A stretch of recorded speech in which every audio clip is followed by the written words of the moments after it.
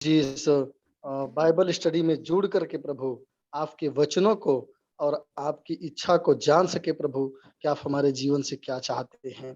परमेश्वर पिता होने दीजिए, एक बार फिर से हम अपने हृदय को प्रभु, अपने मन को प्रभु आपकी तरफ लगाते हैं प्रभु और दुआ करते हैं हमारे हृदय को तैयार कर प्रभु, हमारे मनों को तैयार कर ताकि आपके वचनों को प्रभु जब हम सब आपके प्रिय बेटे के द्वारा सुनते हैं, तो प्रभु यीशु मसीह के नाम से हम दुआ करते हैं परमेश्वर उसे हम हमारे हृदय के पटिया पर प्रभु लिखने के लिए सहायता कर परमेश्वर और वो लिख जाए परमेश्वर पिता हमारे हृदय की पटिया पर। धन्यवाद करते हैं, आदर महिमा आपको देते हैं। जितने लोग जुड़े हैं, जितने लोग जुड़ रहे हैं प्रभु, सबको समय से जुड़ने में सहायता कर परमेश्वर पिता और हम सबसे बातें कर परमेश्वर। होने दीजिए यीशु मसीह के नाम से हर एक रुकावट, बंधन यीशु मसीह के नाम से रिलीज कर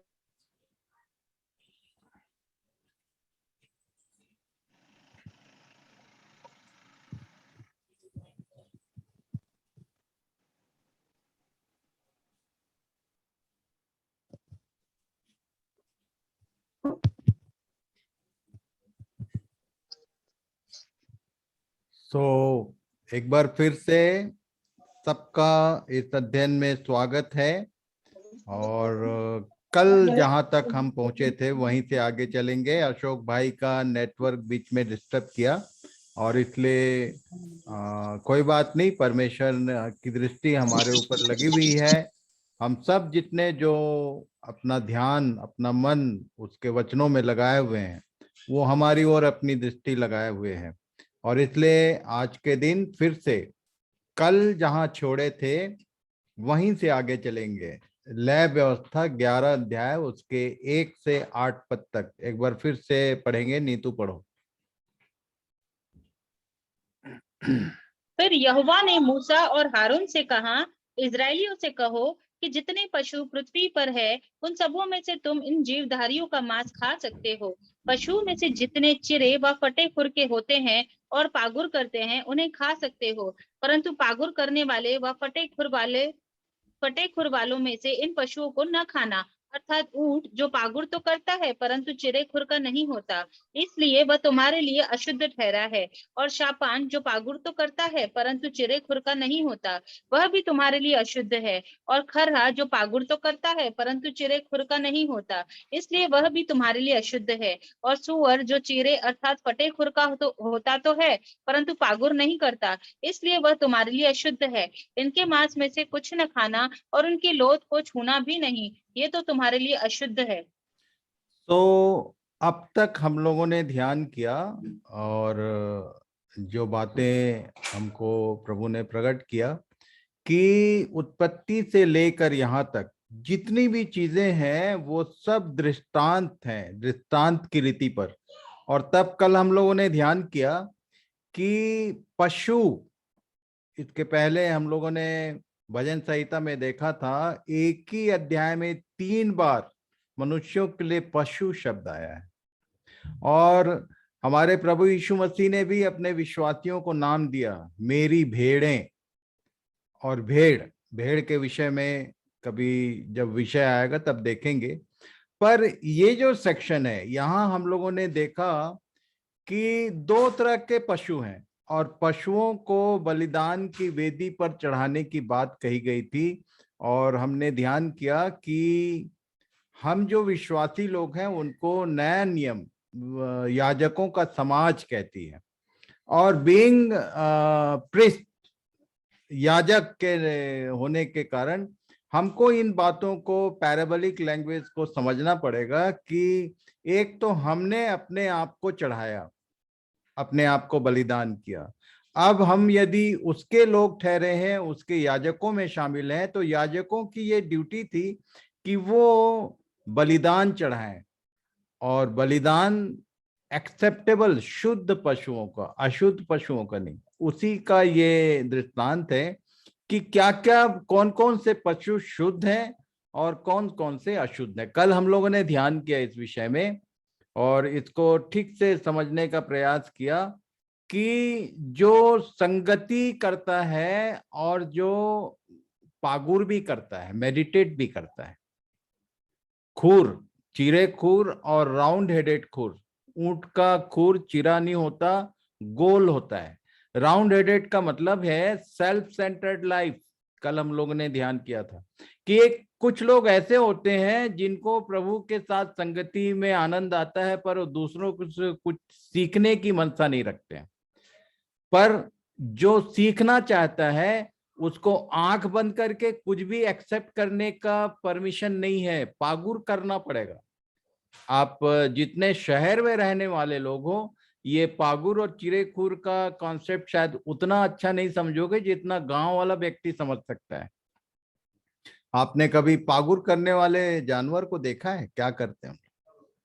खासकर गर्मियों में जब बेर का सीजन होता है, या कोई भी जानवर यदि कोई चीज खा लेता है और जब पागुर करते हैं उन लोग, आप खासकर बकरी या भेड़ को यदि देखेंगे तो उन लोग जहां पागुर करते हैं बैठते हैं, उनकी जगहों को देखेंगे तो जो चीजें जो डाइजेस्टेबल नहीं है, जो चीजें पचेंगी नहीं, उनको उन लोग बाहर निकाल देते हैं, गुठली वगैरह सब बाहर उगल देते हैं, और जो काम की चीज है जो पचेगी उसी को अंदर करते हैं। इसके विषय में एक बात मैं आज फिर से इसके साथ बताना चाहूंगा। मैंने सबसे निवेदन किया है, खासकर मेरी क्लास में यदि कोई भी व्यक्ति है और कहीं किसी विषय में डाउट होता है तो आपस में बात मत करो, फंस जाएगा। क्योंकि मैंने जो बात बताई है वो किस कॉन्सेप्ट में बताया है, मैं ही उसको अच्छे से समझा सकता हूं, या प्रभु से प्रार्थना करो वो समझाए। क्योंकि जो कुछ वो मुझे समझाता है वो मैं तुमको ट्रांसफर कर रहा हूं। ये सब बातें मैं कहीं से किसी थर्ड पार्टी से सीख के नहीं बता रहा हूं। और यदि तुम आपस में बातचीत करोगे तो फंसेगा। एग्जाम्पल के लिए पढ़ो भाई, दूसरा पत्रस 3 अध्याय उसके 14, 15, 16 में हम लोग पढ़े थे, पर फिर याद दिला दे रहा हूं, पढ़िए।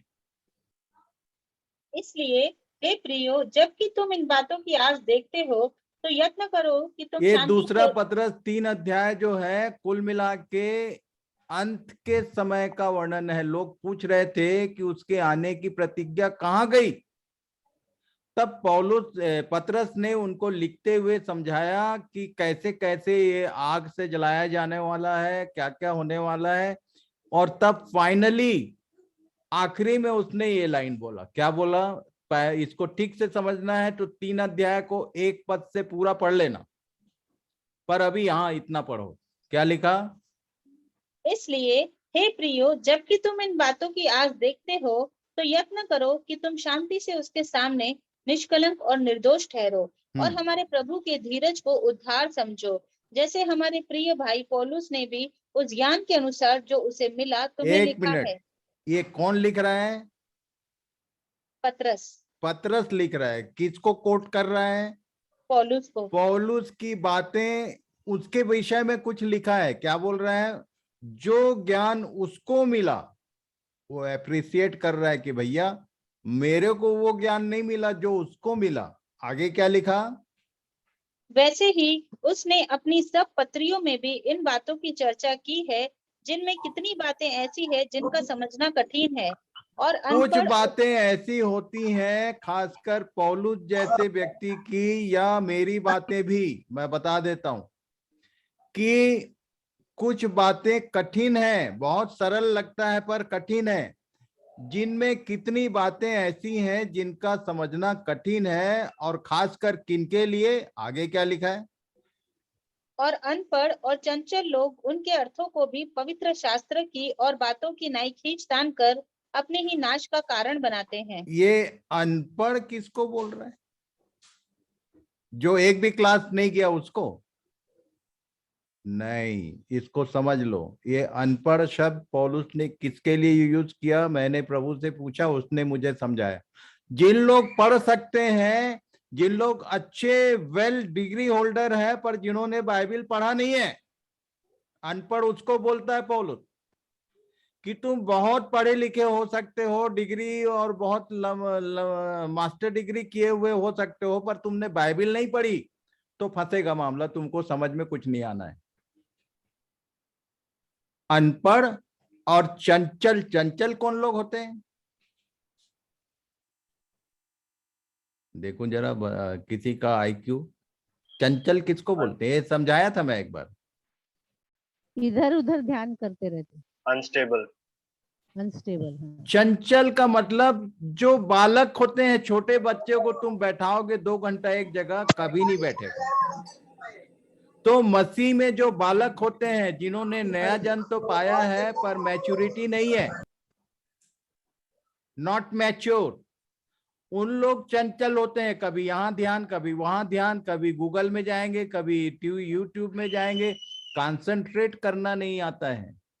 ऐसे लोग जो अनपढ़ हैं और जो चंचल हैं, जो शॉर्टकट में कुछ कुछ चीज खोजते रहते हैं, जो ये किताब वो किताब, ये प्रचारक वो प्रचारक, इसका मतलब मैं ये नहीं कह रहा हूं कि केवल मेरी सुनो, पर कंसंट्रेशन यदि नहीं है तो तुम चंचल हो। और तब अनपढ़ और चंचल लोग क्या करते हैं, उसके बातों को परमेश्वर के और पवित्र शास्त्र की और बातों की नाई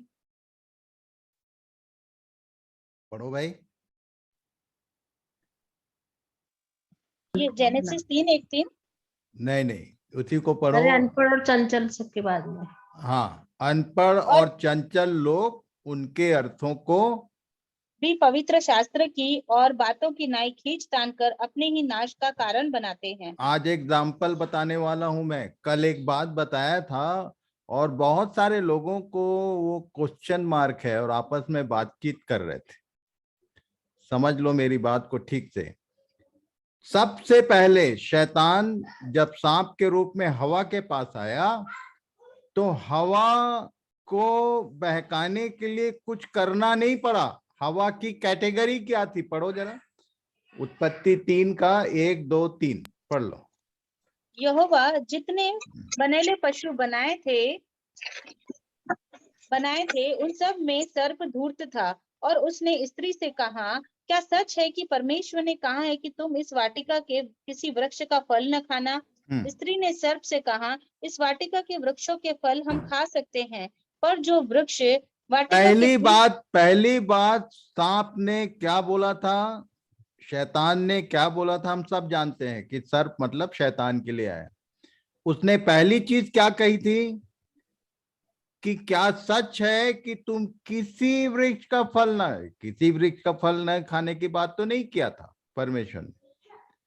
पर स्त्री क्या जवाब दे रही थी? स्त्री ने कहा, आगे पढ़ो। स्त्री ने कहा, यस, स्त्री कि सच है कि परमेश्वर ने कहा कि तुम इस वाटिका के किसी वृक्ष का फल न खाना। स्त्री ने सर्प से कहा, इस वाटिका के वृक्षों के फल हम खा सकते हैं, पर जो वृक्ष वाटिका के बीच में है उसके फल के विषय में परमेश्वर ने कहा है कि न तो तुम उसको खाना और न उसको छूना, नहीं तो मर जाओगे। ये बोला था परमेश्वर ने। कितने लोग कंफर्म है भाई? है? नहीं, ऐसे नहीं बोलो। परमेश्वर ने क्या कहा था? उसने कहा था कि जो भले और बुरे के ज्ञान का वृक्ष का फल है उसको तुम मत खाना, बाकी सब खा सकते हो। पर इसने क्या कहा स्त्री ने? तुम ना खाना, नहीं तो तुम मर जाओगे। नहीं, ना खाना न छूना। ना छूना। एक शब्द जोड़ा। जैसे ही कोई व्यक्ति किसी चीज में कुछ प्लस करता है या माइनस करता है, पौलुस क्या बोलता है? पढ़ो। पहला कुरिन्थियों 4 का 6 से 7। हे भाइयों, मैंने इन बातों में तुम्हारे लिए अपनी और अपुल्लोस की चर्चा दृष्टांत की रीति पर की है, इसलिए कि तुम हमारे द्वारा यह सीखो कि लिखे हुए से आगे न बढ़ना। ये ग्रीन जो कोड है इसको याद रखना। बाइबल में ये एकदम कई बार यीशु ने भी कहा, अंतिम प्रकाशित वाक्य का लास्ट पैरा इसी के साथ खत्म होता है कि जो इसमें कुछ जोड़े या जो इसमें कुछ घटाए वो अपना जगह, अपना स्थान खो देगा, अपना भाग खो देगा। ये लिखा है, इसको लिख के रखना अपने अपने बाइबल के फ्रंट पेज में। लिखे हुए से आगे न बढ़ना। ये हवा क्या करी? बोले हुए से एक एक शब्द प्लस करके बोल रही थी। नहीं मत खाना बोला था, ये बोल रही है कि ना खाना और ना छूना। कल मैंने बताया था हाथ उठाने के बारे में। कैसे कैसे हाथ उठाते हैं भाई? कल बताया था ना मैंने। परसों। वो कई लोग मारने के लिए हाथ उठाते हैं, कई लोग बाय करने के लिए हाथ उठाते हैं। तो मैं कल समझा रहा था कि कलीसिया में जब आराधना होती है तो हाथ उठा के क्या करते हैं हम लोग? परमेश्वर की स्तुति करते हैं। ये हाथ उठाने के बारे में भजन संहिता में लिखा कहाँ है? किसी को याद है?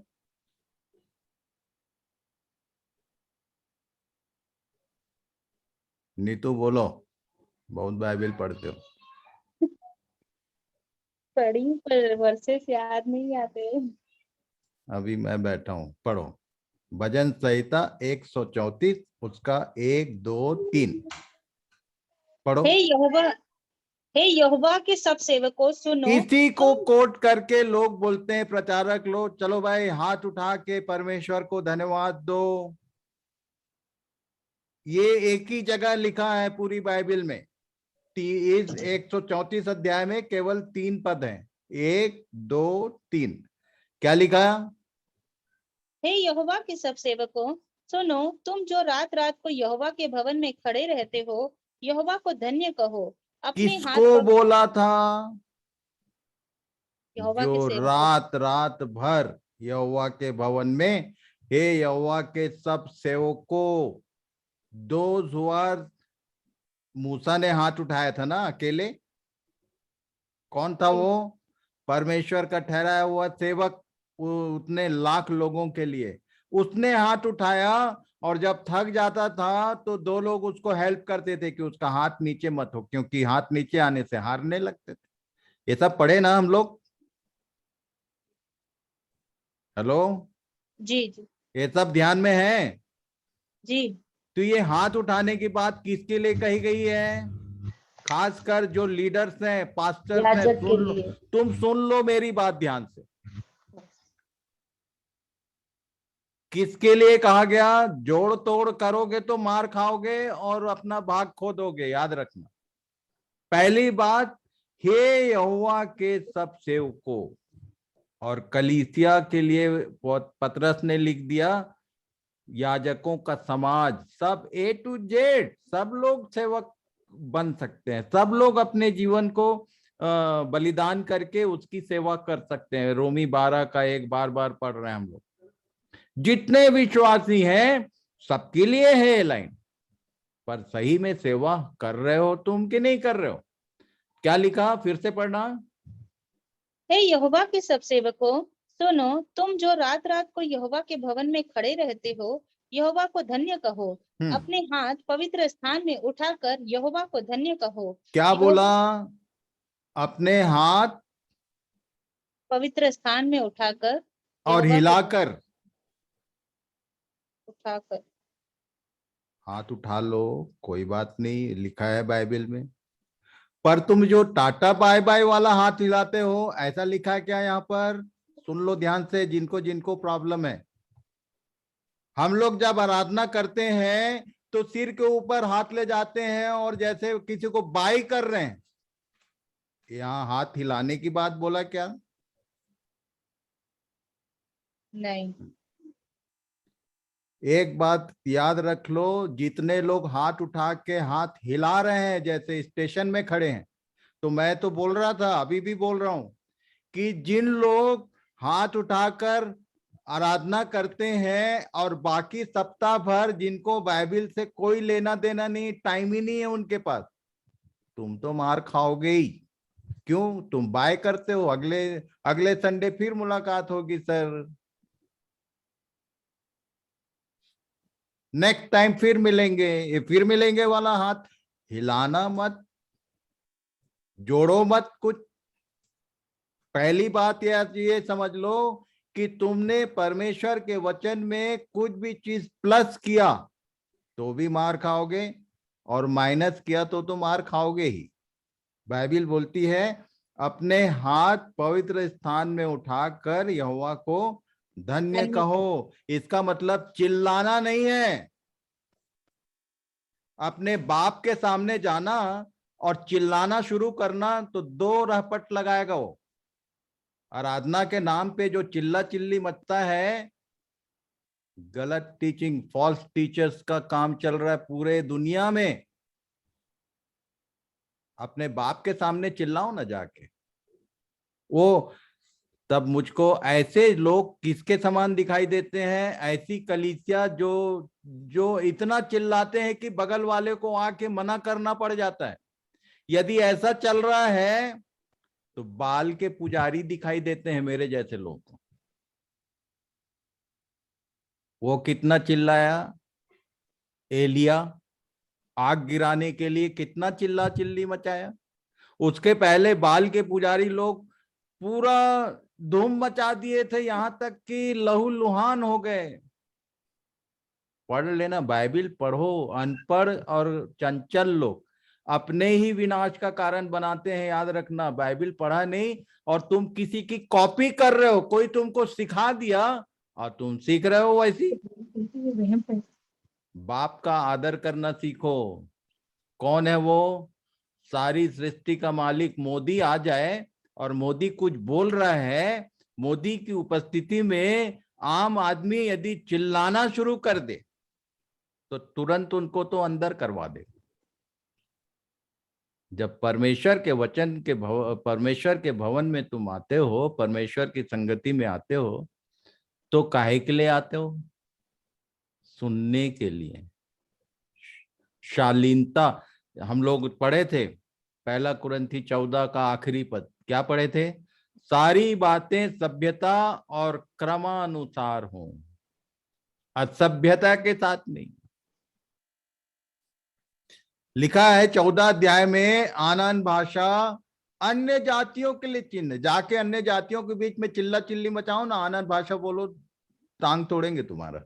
करके देख लेना। जबकि उसी के लिए चिन्ह है। अभी आनन भाषा का विषय नहीं आया, समझाऊंगा वो एक आध दिन की, वो क्या है मालूम नहीं है और बोल सब रहे। उसका पहला दूसरा पद ही नहीं मालूम, नहीं समझ में आता। क्या लिखा है पढ़ लेना आज।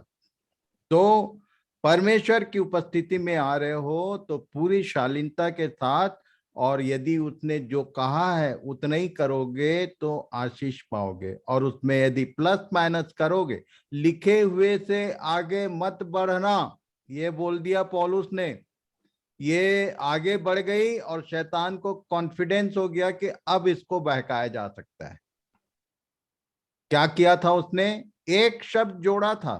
तुम भी हाथ उठाने की बात है और टाटा बाय बाय जैसे हिलाने की बात नहीं है भाई। अब हिला रहे हैं पूरा। तुमको समझ में आता है तो ठीक, और नहीं समझ में आता है तो भी ठीक। मुझे क्या लेना देना, मेरे लोग थोड़ी, परमेश्वर के लोग हो। परमेश्वर तुमसे बात करना चाहता है, तुमको समझाना चाहता है कि मेरे सभ्य बच्चे बनो। इसलिए पढ़ो लिखो बोल रहा है, इसलिए बोल रहा है कि मनुष्य का ज्ञान रहित रहना अच्छा नहीं है। पहले ठीक से खोजो, ढूंढो, पढ़ो। मैं तो ऑप्शन दिया हूं कि तुम फोन करो मुझको। यदि कोई बात तुम्हारे रेंज से बाहर होती है, कोई चीज गले नहीं उतरती, तो कंफर्म कर लो ना भाई, क्या बुराई है, मेरे से बात करो। क्योंकि मैंने बताया। जिसने बताया उससे पूछोगे तो उसके पीछे का कॉन्सेप्ट ठीक ठीक समझ में आएगा। इसलिए यू आर मोस्ट वेलकम। सुबेरे 10 से लेके दिन के 2 बजे तक तुमको पूरा चांस से अवसर है कि आप फोन करके कोई भी बात डाउट होता है पूछ लो सीधे। इसलिए हाथ उठाने के विषय में हाथ उठाने के लिए मना नहीं किया मैंने। मैं बता रहा हूं, समझा रहा हूं कि जो लिखा है उसमें प्लस माइनस मत करना। आगे चलते हैं, पढ़ो। लेवी व्यवस्था 1 का 7 से 9। तब हारून याजक के पुत्र वेदी पर आग रखे और आग पर लकड़ी सजाकर धरे, और हारून के पुत्र जो याजक है वे सिर और चर्बी समेत पशु के टुकड़ों को उस लकड़ी पर जो वेदी की आग पर होगी सजाकर धरे, और वह उसकी अतड़ियों और पैरों को जल से धोए। तब याजक सबको वेदी पर जलाए कि वह होम बलि यहोवा के लिए सुखदायक सुगंध वाला हवन ठहरे। ये यहोवा के लिए सुगंध वाला हवन कब ठहरता है? जब पशु के 4 चीजें चढ़ाई जाती हैं। कल मैंने याद दिलाया था, उस मेमने की 3 चीजों को ग्रहण करने बोला, सिर, अतड़ी और पैर, और तुम्हारे भीतर का 4 चीज को वेदी पर चढ़ा दो। क्या क्या? Your mind, your pride, your, तुम्हारा भूख, किस चीज की भूख रहती है? तुम्हारा चाल चलन, ये सारा चीज को वेदी पर चढ़ा दो, बलिदान कर दो। अपने शरीरों को जीवित, और क्या क्या हम लोग पढ़े थे, बलिदान कर दो। यही परमेश्वर की, यही तुम्हारी आत्मिक सेवा है। लय व्यवस्था पढ़ रहे हैं हम, लेवियों को दी गई व्यवस्था, आम आदमी के लिए व्यवस्था विवरण। ये लेवियों को दी गई व्यवस्था थी कि जिन लोगों को परमेश्वर लेवी पद देता है, याजकों का समाज बनाता है, उनको ये सब बातें समझ में आना चाहिए।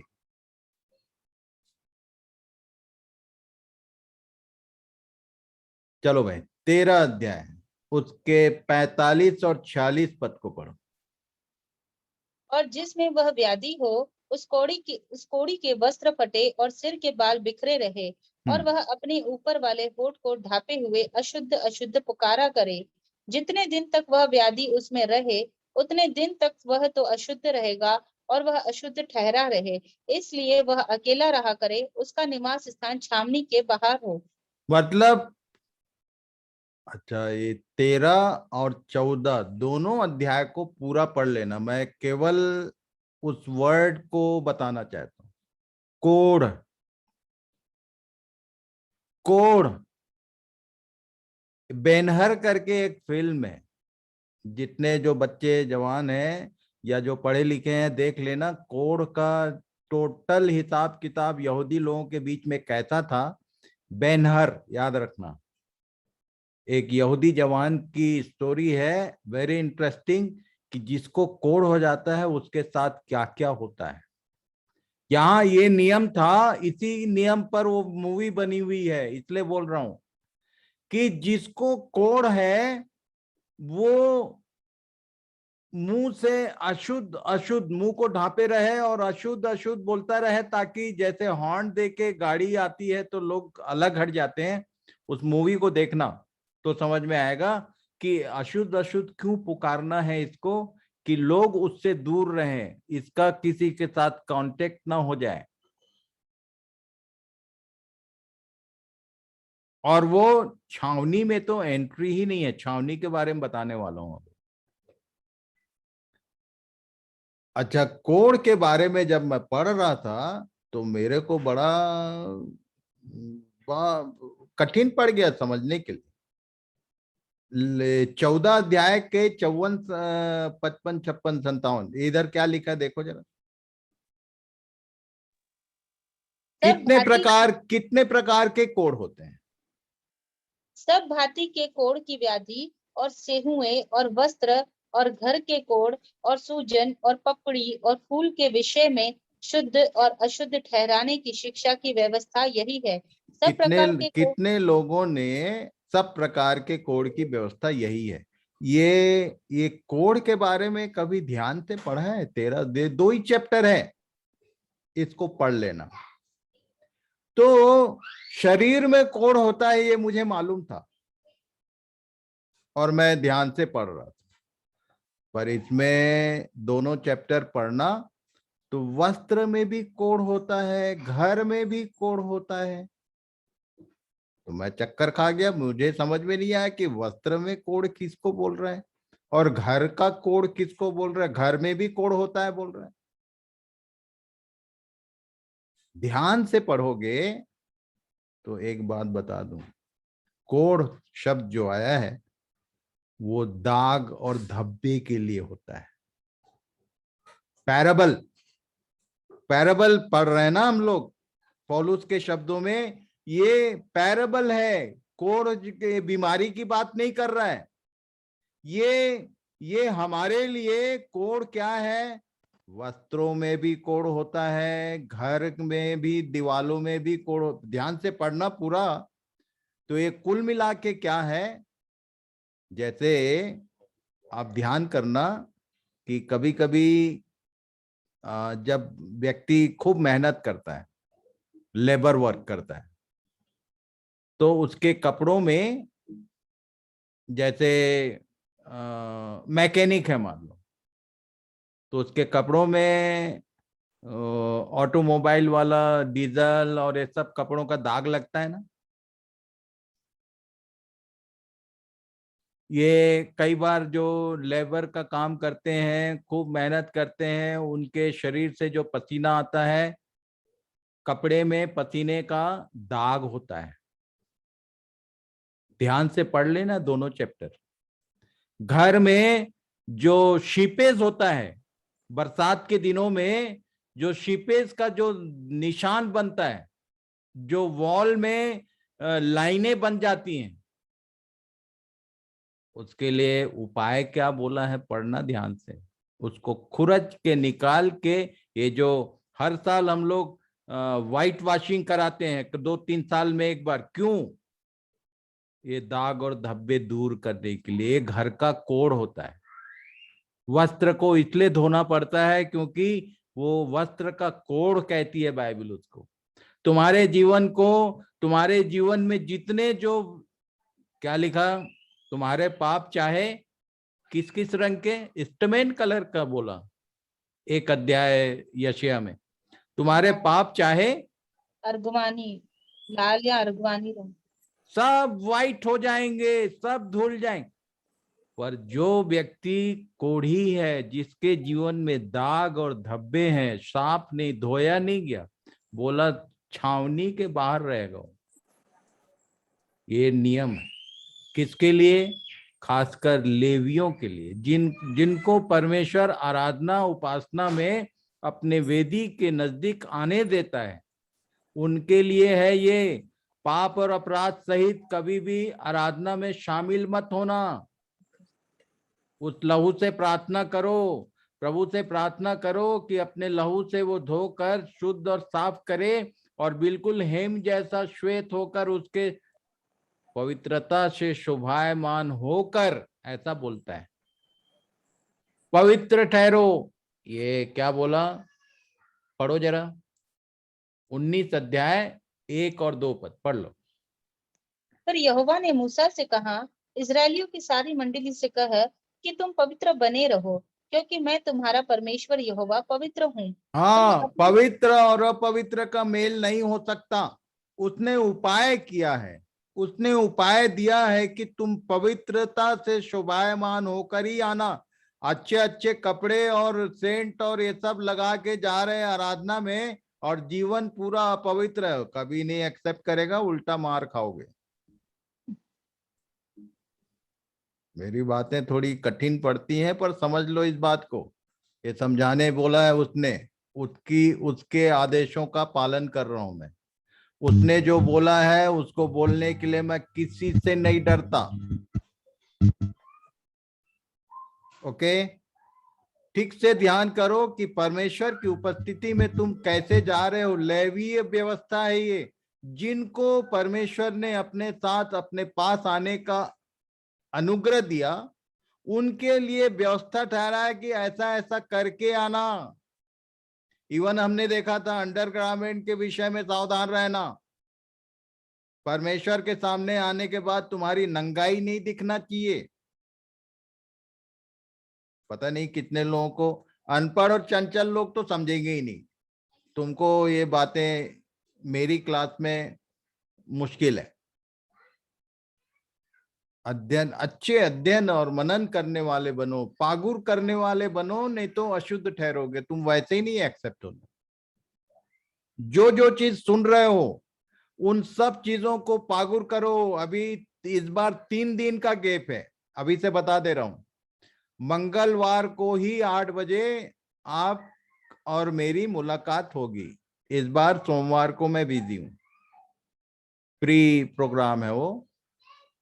मैंने 3 प्रोग्राम को डिनाई किया इस क्लास के लिए, पर इस बार का सोमवार मुझे आई कांट, नहीं बनेगा। जिनको समय दिया हुआ है वहां मुझे जाना ही होगा। क्या लिखा? पवित्र बने रहो क्योंकि मैं तो, ये क्या हुआ था मालूम है? गिनती आगे पढ़ेंगे, गिनती 20 का 12 में क्या लिखा है? ये अगली किताब तो गिनती ही है ना। जी। पढ़ो, क्या बोला? मूसा और परं- हारून को क्या बोला था? परंतु मूसा और हारून से यहोवा ने कहा, तुमने जो मुझ पर विश्वास नहीं किया और मुझे इजरायलियों की दृष्टि में पवित्र नहीं ठहराया, इसलिए तुम इस मंडली को उस देश में पहुंचाने न पाओगे और जिसे उसने यही घोषणा किया और उसके बाद आगे उसको सही में इसको सच कर दिया, जाने नहीं दिया। मूसा को बोला तू देख ले, पहाड़ पर चढ़ जा, आगे नहीं जाएगा। क्यों? ये यहाँ एक किस्सा हुआ था गिनती 20 अध्याय में। गिनती में आप जाएंगे तो इसको एक बार फिर से पूरा देखेंगे कि हुआ क्या था।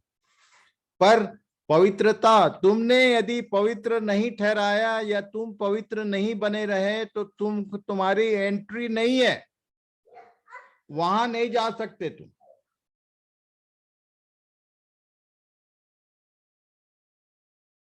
नेक्स्ट, अगला किताब, लय व्यवस्था को समझ लो। कुल मिला के शुद्धता और बलिदान, शुद्धता और बलिदान। तुमने अपने को बलिदान चढ़ाया कि नहीं? तुमने दूसरे के लिए ट्राई किया कि नहीं कि तुम उसका भी बलिदान प्रभु के सामने हो जाए, वो भी अपना जीवन प्रभु को दे दे? ये हुआ कि नहीं? और तब अगला किताब गिनती।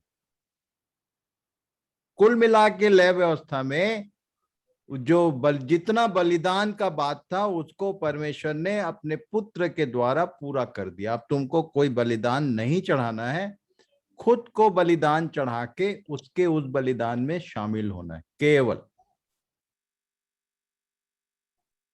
गिनती, गिनती की पुस्तक आज शुरू करेंगे। गिनती का मतलब क्या है भाई? कितने लोगों को मालूम? नाम ही गिनती है उसका। निर्गमन का शायद थोड़ा कठिन है। निर्गमन एग्जिट बोलते हैं, बाहर निकलना, बाहर निकलना। विश्वास देखो किसका ऑन हो जा रहा है।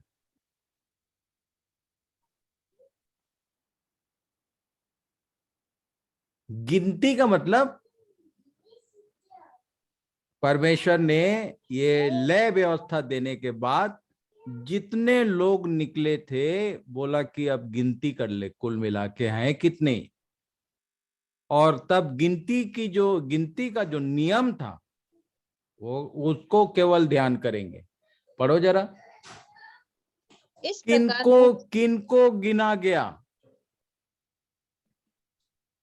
आगे, इस प्रकार मूसा और हारून और इजराइल के 12 प्रधानों ने, जो अपने अपने पितरों के घराने के प्रधान थे, उन सबों को गिन लिया और उनकी गिनती यही थी। सो जितने इजरायली 20 वर्ष व उससे अधिक अवस्था के होने के कारण युद्ध करने के योग्य थे, वे अपने पितरों के घरानों के अनुसार गिने गए, और वे सब गिने हुए पुरुष मिलाकर 6,03,550 थे।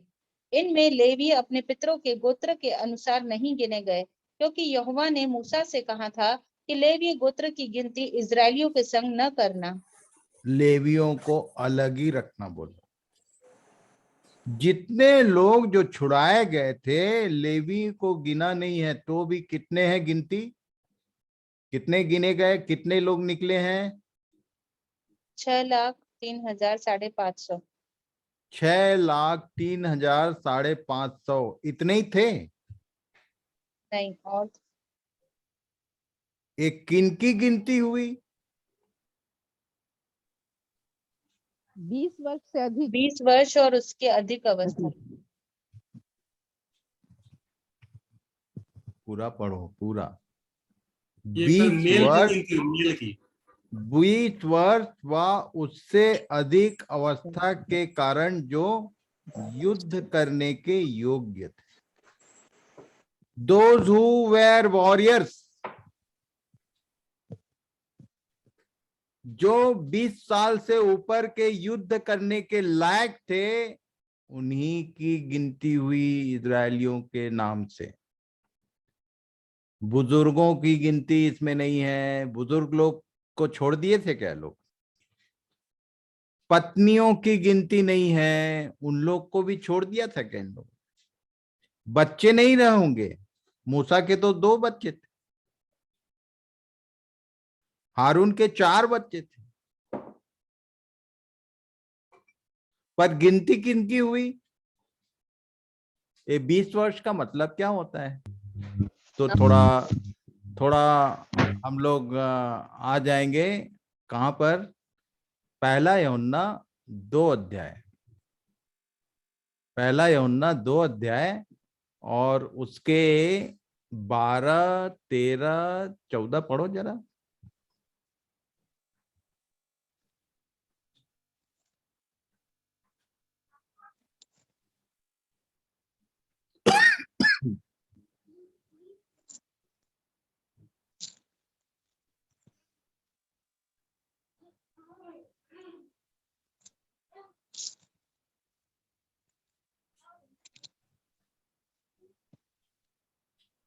नीतू, इतना टाइम लगता है क्या?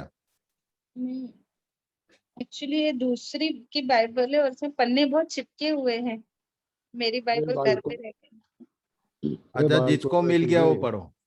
हे बालको, हे बाल हाँ पढ़ो। हे बालको, मैं तुम्हें इसलिए लिखता हूँ कि उसके नाम से तुम्हारे पाप क्षमा हुए हैं। ये बालक किसको बोल रहा होगा? ये छोटे बच्चे जो हमारे घर में हैं? अच्छा रुको, बालक का उम्र क्या होता है ये आगे बताने वाला हूं मैं, पर अब विषय आया है तो ये समझाना जरूरी। बालक कहां से कहां तक होता है? अच्छा, मनुष्य की उम्र को जरा डिवाइड तो करो। सुचिता, आर यू हियर? यस। या वेट वेट शिशु वेट अवस्था, वेट वेट, बाल्यावस्था, हाँ युवावस्था और प्रौढ़ अवस्था, वृद्धावस्था। ठीक से ध्यान करो, ठीक से। फिर से पहला बताओ। शिशु अवस्था, सबसे पहले इन्फेंट शैशव काल, दूध पीने वाली हूँ। उसके बाद बाल्यावस्था, बालकपन, चाइल्डहुड। देन उसके बाद युवावस्था, अच्छा, बालक के बाद सीधा अरे भाई सुनो, बालक के बाद सीधे जवान हो जाता है आदमी।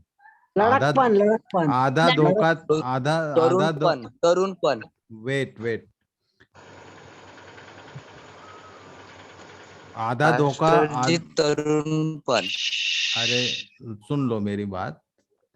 आधा धोखा तो यहीं पर है, आधा माँ बाप को। तो ईसाई हिंदू कोई भी क्यों ना हो, कि बच्चा थोड़ा सा बड़ा हुआ, मुंह दाढ़ी थोड़ा दिखा तो बोले इतना बड़ा जवान हो गया, समझ में नहीं आता। उम्र का मतलब ही नहीं है। अनपढ़ गंवार जैसा बात करते, पढ़े लिखे लो, ठीक से समझ लो। 12 साल तक बालक होता है एक बच्चा। 1 से 5 साल तक पुराने समय में ये दूध पीने वाली अवस्था होती थी। आजकल वो घट गया है, 3 हो गया, 1 से 3। उसके बाद बच्चा शिशु काल से बाहर आ जाता है। 3 साल में आजकल मेरी पोती 3 साल की है, स्कूल जा रही है। पहले 5 साल में होता था। तो 12 साल तक, 6 से 12 तक बालकपन। 13 से 19 तक क्या है? टीनेज बोलते हैं, टीनेजर, किशोरावस्था या लड़कपन। उसके बाद 20 से 40 तक जवानी होती है। 20 साल में जवानी शुरू होती है और 40 में एंड होती है। 40 के आगे 40 से 60 तक उसको सयानापन बोलते हैं। मैच्योर होना शुरू होता है आदमी 40 के बाद, और 60 से आगे कहाँ तक? प्रौढ़ अवस्था, प्रौढ़ नहीं होता। बुजुर्ग, हाँ, 60 से 80 तक प्रौढ़, वृद्धावस्था। ओके, तो कितने भाग हो गए जरा काउंट तो करो नीतू। 3 4 5 5 भागों में डिवाइडेड है। अब पहला यूहन्ना 2 का जरा पढ़ो। हे मेरे बालकों, मैं ये बातें तुम्हें इसलिए लिखता हूँ कि तुम पाप न करो। और तो यदि वो किसको बोल रहा था? ये वो 6 साल से 12 साल के बच्चों को चिट्ठी लिख रहा है?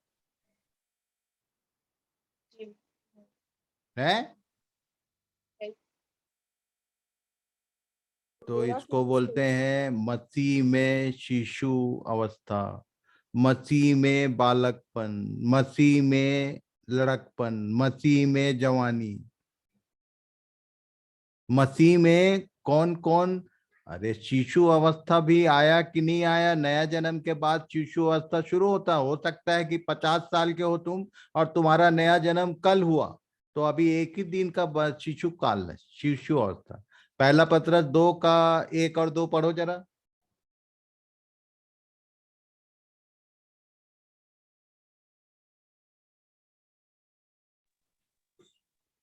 पतरस की ओर से जो यीशु मसीह का प्रेरित है, उन परदेशियों के नाम वेट 2 अध्याय का 1 और 2 बोला।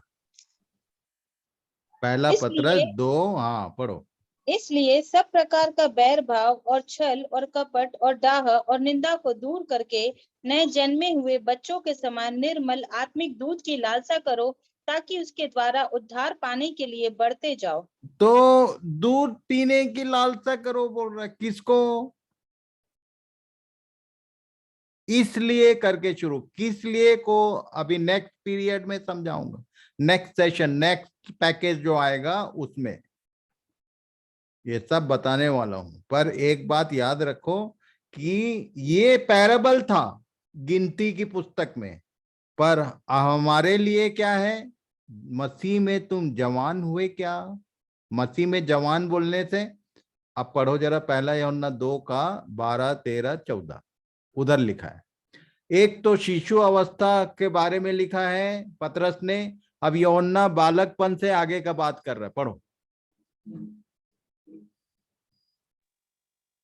ये अनपढ़ और चंचल लोग, तुम तो मुझे समझ में आया, प्रभु ने बताया बहुत सारे अनपढ़ और चंचल लोग इस ग्रुप में शामिल है, जिन्होंने बाइबल पढ़ा नहीं और जिन लोग का मन चंचल है, जो बच्चे लोग जैसा इधर उधर होते रहते हैं। ध्यान से पढ़ो, पढ़ो क्या लिखा। हे बालकों, मैं तुम्हें इसलिए लिखता हूँ कि उसके नाम से तुम्हारे पाप क्षमा हुए हैं। हे पितरों, मैं तुम्हें इसलिए लिखता हूँ, जिनको पापों की क्षमा मिली है वो बालक है। और आगे, हे पितरों, मैं तुम्हें इसलिए लिखता हूँ कि जो आदि से है तुम उसे जानते हो। अब आदि से कौन है इसमें भी प्रश्न है, आगे पढ़ो। हे जवानों, मैं तुम्हें इसलिए लिखता हूँ कि तुमने उस दुष्ट पर जय पाई है। जिसने उस दुष्ट पर जय नहीं पाया अपने जीवन में, वो जवान है ही नहीं, उसका नाम परमेश्वर के किताब में हो ही नहीं सकता। उसने नियम दिया पैराबल के रूप में, जो जवान है 20 वर्ष व उससे अधिक अवस्था के कारण, जो युद्ध करने के, ये हमारा बैरी कौन है? युद्ध किससे है भाई? इफिसी 6 का 10 से आगे पढ़ लो, युद्ध किससे है?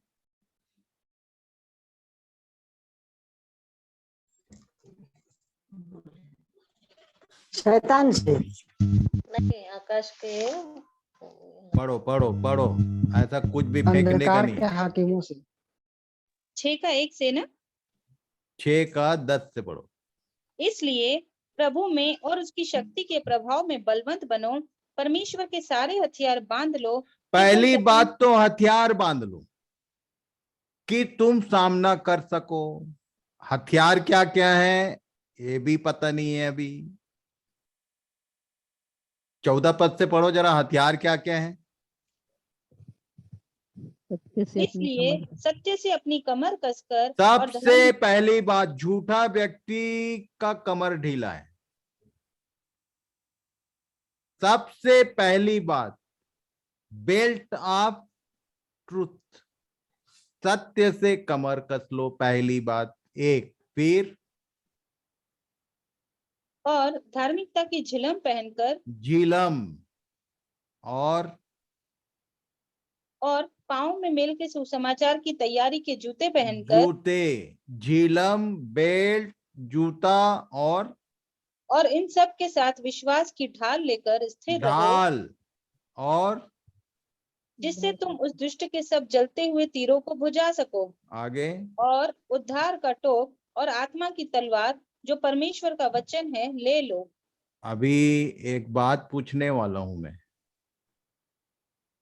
कि ये जो हथियार बताए हैं, इसमें आक्रमण करने का कितना हथियार है और सुरक्षा का कितना हथियार है।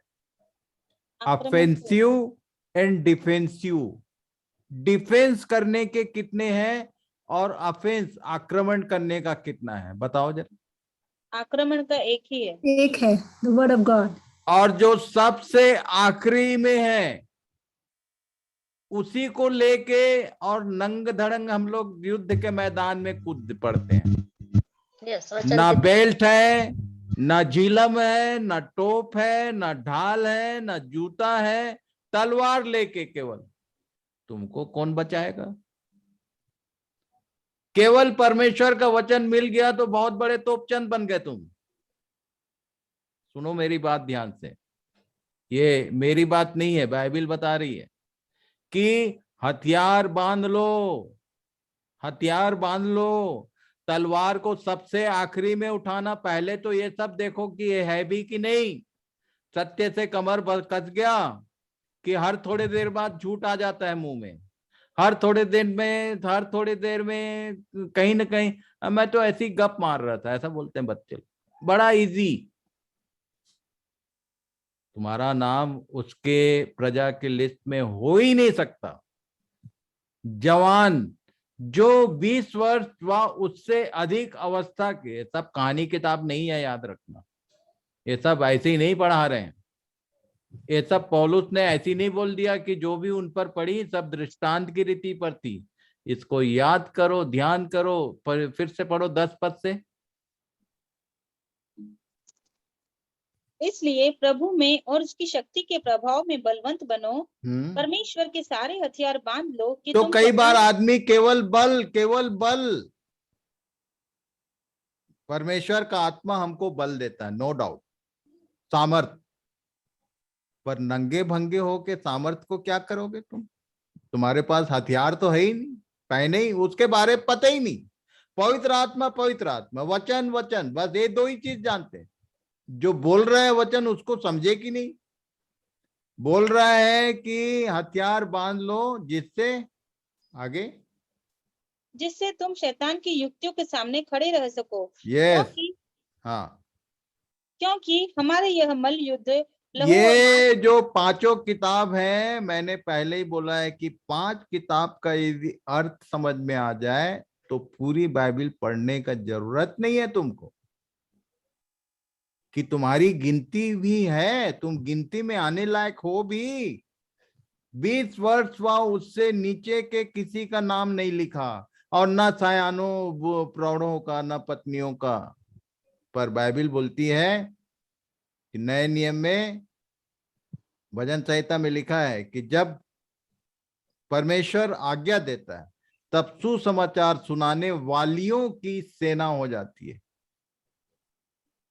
परमिट कर दिया उसने, नहीं तो पहले कोई स्त्री ने, जब ये लोग गुलामी से निकले थे तो किसी स्त्री का कहीं पर नाम नहीं है। एक डब बजाने वाली थी, कोढ़ी हो गई, वो कोढ़ीन हो गई थी, क्योंकि स्त्री का नारी चरित्र कई बार गोलमाल रहता है। ये उसमें शामिल थी कि तुम ही लोग से परमेश्वर बात करेगा, हम लोग से नहीं। कोढ़ीन हो गई थी वो, तो मूसा ने प्रार्थना किया, प्रभु ने ठीक कर दिया उसे। ये सब बातें कहानी नहीं पढ़ रहे हो तुम। ये हमारे जीवन से संबंधित बातें हैं। Be practical in everything. क्या बोला आगे? किससे युद्ध है बोल रहा है? क्योंकि हमारा यह मल्ल युद्ध, क्योंकि हमारा यह मल्ल युद्ध लहू और मांस से नहीं परंतु लहू और प्रधानों मांस से, का कहने का मतलब क्या है कि किसी आदमी से थोड़ी लड़ रहे हो, किसी व्यक्ति से थोड़ी रहे। वो तुम ऐसी चीज से लड़ाई है जो दिखता नहीं है, हिडन पावर, वो भी सिस्टमैटिक अरेंज सिस्टम है ये। कौन सा? इसको बोलते हैं किंगडम ऑफ डार्कनेस। अब किंगडम ऑफ गॉड बताऊं, खत्म करूंगा तब ना किंगडम ऑफ डार्कनेस समझाऊंगा कि वो होता क्या है, क्या क्या होता है उसमें। आगे पढ़ो। लहू और मांस से नहीं परंतु प्रधानों से और अधिकारियों से और इस संसार के अंधकार के हाकिमों से और उस दुष्टता की आत्मिक सेनाओं से है जो आकाश में है। कितने भाग में डिवाइडेड है? ये जो किंगडम है शैतान का, वेल अरेंज सिस्टम है, 4 भाग में है ये। और कहाँ रहते हैं? स्पेस में। इसलिए जब भी तुम प्रार्थना करो और यदि किसी को बताते हो कि ऊपर वाले की दया से सब ठीक है, तो ऊपर वाला कौन है मालूम है? जो सब देने वाला, उद्धार देने वाला, उसका नाम यीशु है। वो परमेश्वर है, यहोवा है, ऊपर वाला। हाँ, तो ऊपर वाला तुम्हारा बाप दूसरा है, याद रखना। नाम नहीं लिया प्रभु का यीशु के नाम से, इसलिए बार बार बोला गया कि जो भी करो उसके नाम से करो। के नाम से। और यदि तुम ऊपर वाला कह रहे हो तो तेरा बाप शैतान है। कोई भी 2 मिनट में समझाता हूं मैं, तुम पढ़े नहीं हो बाइबल, तुम आकाश में है। इसलिए आगे क्या लिखा? स्क्रीन पर नहीं, वही 10 से जो पढ़ रहे थे। इसलिए परमेश्वर के सारे हथियार बांध लो कि तुम बुरे दिन में सामना कर सको। बुरा दिन आएगा ही। क्यों मालूम है? क्योंकि हम लोग विद्रोही लोग हैं। किसके? जो इस संसार का ईश्वर कहा गया, जिसको शैतान को क्या कहा यीशु ने?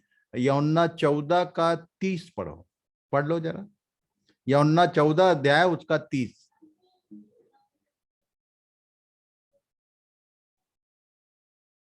यदि ये हथियारों के विषय में सावधान नहीं हो तो तुम्हारा तो यही सब समाप्त होने वाला है। पढ़ लो।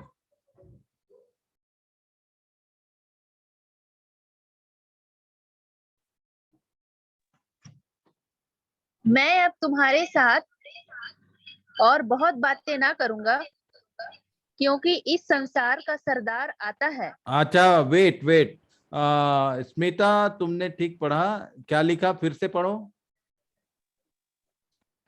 मैं अब तुम्हारे साथ और बहुत बातें ना करूंगा क्योंकि इस संसार का सरदार आता है। ये सरदार शब्द लिखा है। What is in English? विश्वास। The verse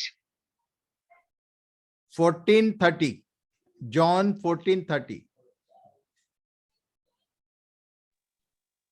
I will not speak much more with you, for the ruler of the world is coming.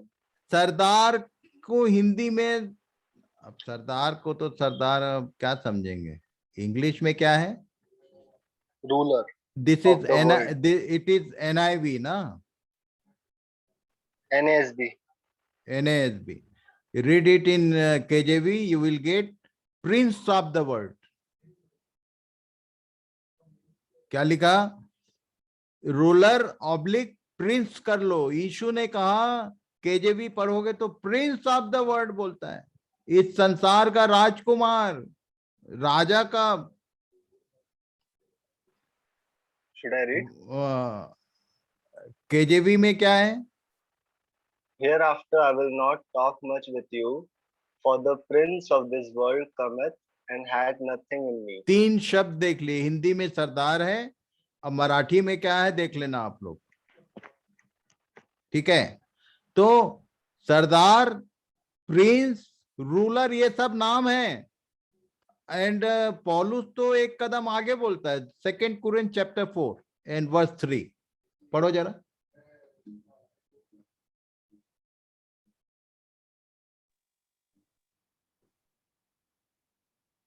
कौन सा पढ़ना sir? 2 Corinth chapter 4 and verse 3। परंतु यदि हमारे सुसमाचार पर पर्दा पड़ा है तो यह नष्ट होने वालों ही के लिए पड़ा है, आगे, और उन अविश्वासियों के लिए जिनकी बुद्धि इस संसार के ईश्वर ने अंधी कर दी है। जिनकी बुद्धि को इस संसार के ईश्वर ने अंधी, पौलुस क्या बोल रहा है उसको? God of this earth, God of the world. और पहला यूहन्ना 5:19 पढ़ लो, वहां क्या लिखा है? वहां तो अलग ही लिखा है एक बार। अब वहां तुम रह रहे हो और बिना हथियार के तुम मारे जाओगे कि बचोगे? इसलिए बहुत सारे लोगों का जीवन शुरू होता है और थोड़े दिन में फिर शैतान का पूरा नंगा नाच दिखता है। पढ़ लो।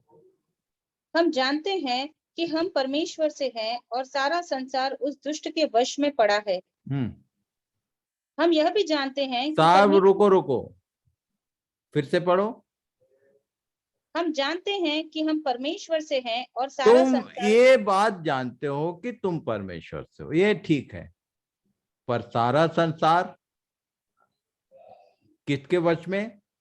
उस दुष्ट के वश में पड़ा है। अब इसी संसार में तुमको सरवाइव करना है, तो केवल तलवार लेके तुम खड़े रहोगे तो मारे जाओगे, क्योंकि उसका तीर किधर से आएगा? वो जलते हुए तीर फेंकता है, लिखा है। एक तीर आता है और आदमी का आत्मिक जीवन गया काम से हो जाता है। Be careful. तुम्हारी गिनती तब तक परमेश्वर के रजिस्टर में, you are not registered if you are not a warrior. और तब वॉरियर के लिए पौलुस ने क्या बोला? अच्छा चलो, इसको आज का समय हमारा समाप्त हुआ। आगे आज हम लोग केवल एक अध्याय का कुछ लाइन पढ़े हैं, पूरा गिनती और पूरा व्यवस्था विवरण। 3 दिन का गैप है इस बार, पूरा पढ़ के रखना। एक ही सेशन में खत्म करेंगे, उसके बाद नेक्स्ट सेक्शन में जाएंगे, नेक्स्ट टॉपिक में जाएंगे। कैंप किसको बोलते हैं?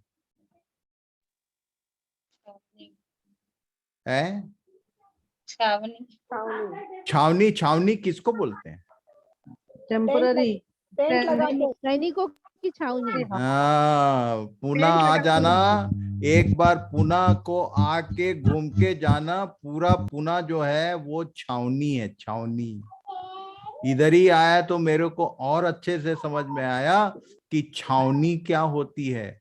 परमेश्वर ने इनको गिनती किया, ध्यान से पढ़ोगे तुम लोग तो समझ में आएगा कि कितनी छावनियां थी इनकी, कितने छावनियों में इनके आपस में रुकने का पूरा सिस्टम परमेश्वर के डायरेक्शन में था। उसने कहा था कि कौन पहले जाएगा, कौन बाद में जाएगा, कौन अंतिम में कुछ करेगा, कौन पहले कुछ करेगा, कौन सा एरिया, कौन से गोत्र के लोग कहाँ रहेंगे।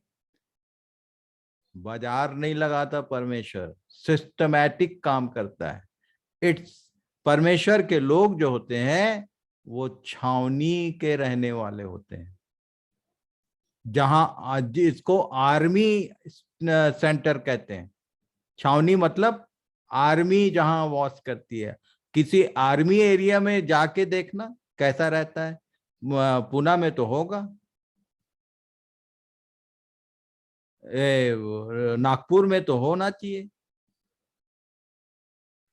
छावनी एरिया में सिविलियन लोगों को एंट्री जल्दी रहती नहीं है। सिविलियन और आर्मर में क्या फर्क होता है ये मंगलवार को देखेंगे। 3 दिन का गैप है। आप लोग पूरा गिनती का पूरा चैप्टर, पूरी किताब और व्यवस्था विवरण की पूरी किताब 3 दिन है आपके पास।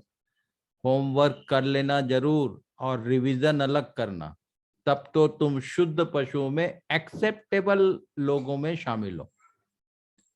संगति करना अलग बात है, पर उसको पलट के फिर से पागुर करना वो जरूरी है पचने के लिए। सो प्रभु सबको आशीष दे। थैंक यू वेरी मच आज के दिन के लिए। एक बार फिर से हम परमेश्वर पिता का धन्यवाद करते हैं आज के दिन के लिए। उसने समय दिया और हम बहुत सारी बातों पे फिर से सीख सके हैं। अंतिम प्रार्थना आज फिर से मैं कहूंगा, जिससे प्रभु ने बात किया, जिसको कुछ बात सही में समझ में आई, वो परमेश्वर को धन्यवाद दे सकता है। एनीवन, ज्यादा लेट नहीं करेंगे, नहीं तो किसी का नाम लूंगा। यदि किसी से प्रभु ने बात नहीं किया तो कोई बात नहीं।